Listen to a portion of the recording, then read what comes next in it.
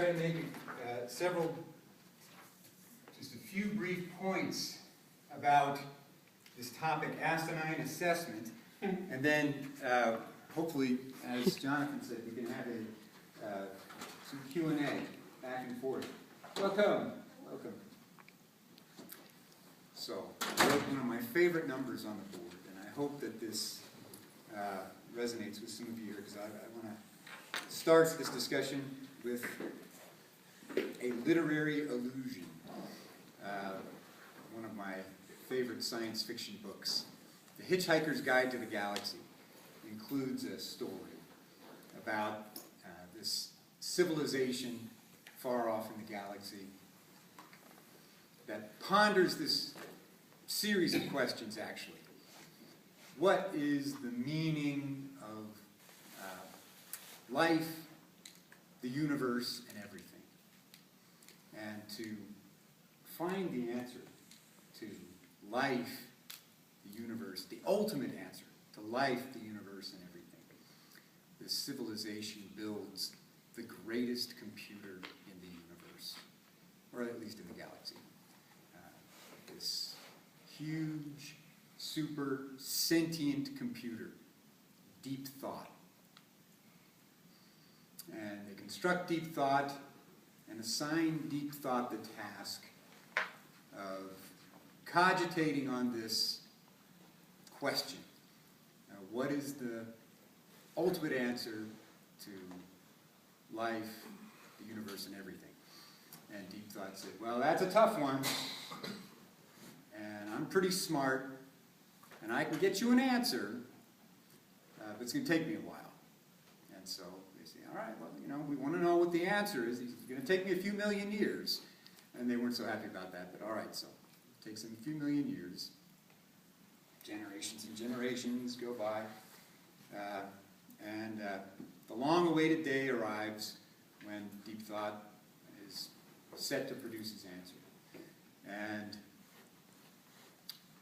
deep thought comes out of his deep ruminations, and the assemblage is there, holding their breath for this answer to life, the universe, and everything. And deep thought says, well, I've got the answer. And they say, come on, we can't wait. He said, you're not going to like it. And they say, no, come on, we've got to know. We've waited so long. And he said, all right, but you're really not going to like it. And he said, will you knock it off? Tell us the answer. And he says, okay, the answer is 42. And just as deep thought predicted, they did not like the answer. And so the assemblage is all yelling at him. They're saying, what are you talking about? 42?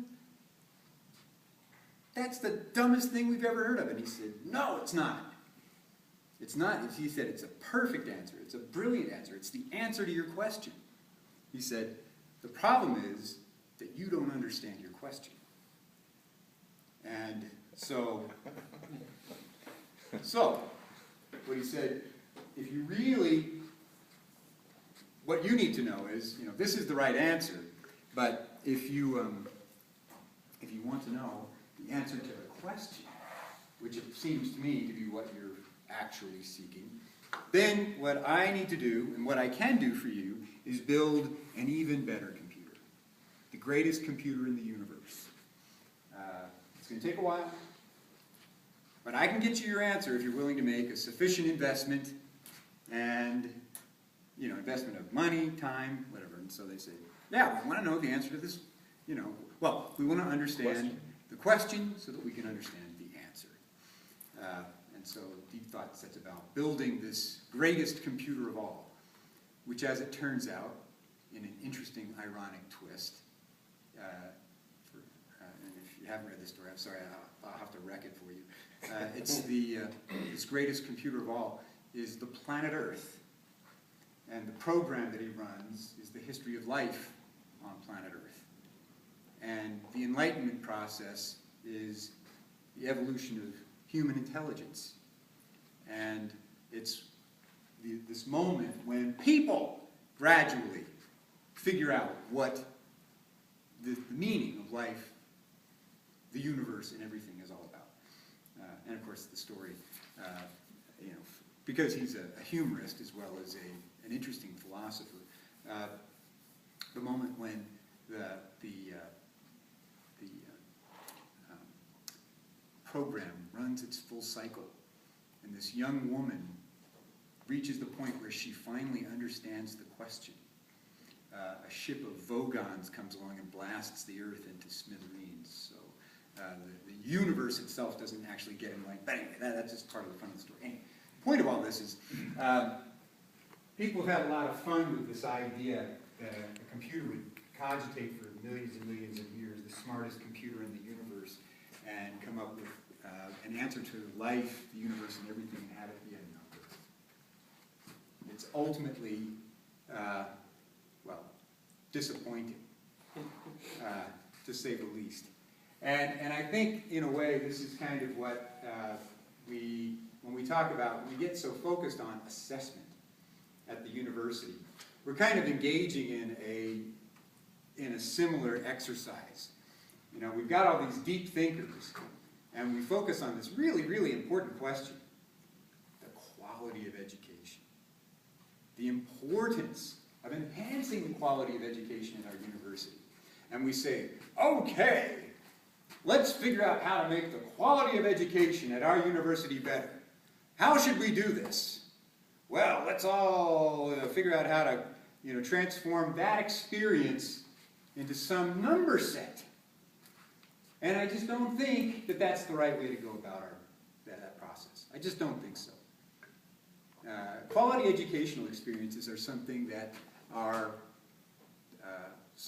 we understand intrinsically. Our students understand what it is. A captivating, wonderful, deeply meaningful dialogue experience with a learned individual, you know, a meaningful classroom experience or out-of-classroom experience, something that's deeply engaging, that takes them somewhere where they never would have been able to get on their own. Quality educational experiences are something that you don't capture with numbers, all right? And there's been this long-standing debate in my own field between, you know, there's most sociologists, most social scientists are of this ilk, and we just love to try to turn everything into quantitative. Sorry. They're number crunchers. So for them, everything can or should be explained with some dratted number or other. And they love the idea that you would try to explain life, the history, and the universe, or, you know, come up with an answer for life, the history, and the universe as a single number. But from my perspective, that's utter hogwash. It's just ridiculous. I am a rarer breed among sociologists. I am what's called a qualitative researcher. And essentially, qualitative researchers emphasize that there's no way to quantify experience. It's a thing apart. It's set apart. It's something entirely different. It's something that you can ascertain only through experience. The way you understand a social experience, social environments being things that we create through the tools of our collective imagination, is with the tools of our imagination. Anyway, so my complaint about assessment is that it uses up a lot of resources. It creates justifications, rationales, to create layers of bureaucracy, layers of administration that justify itself and siphon away resources that should go more directly to enhancing classroom experiences where faculty and students gather to have real quality learning experiences. And so I'll pause there if anybody has any questions or comments. Well, why can't we do qualitative assessment and stop at that? Because